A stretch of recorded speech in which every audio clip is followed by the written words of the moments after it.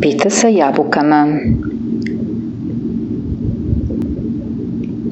Sutra je tatin rođendan, kazala je Vanja svojoj sestri Tanji.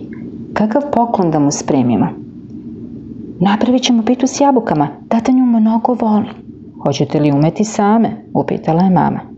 Ja neću da vam pomažem, jer će tati biti miliji poklon koji ste same pripremile. Same ćemo, uzviknule su sestre. Prionule su na posao i pita je ubrzo bila gotova.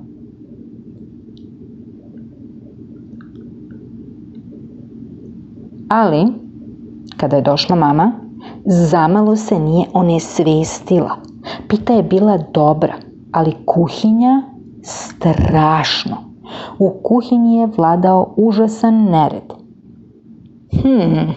Rekla je mama, a sad zasucite rukave pa spremite kuhinju. Odgovorila su deca. To nije tako zanimljivo kao pravljenje pite, ali kad se mora, nije teško. Važno je da tata bude zadovoljan našim poklonom.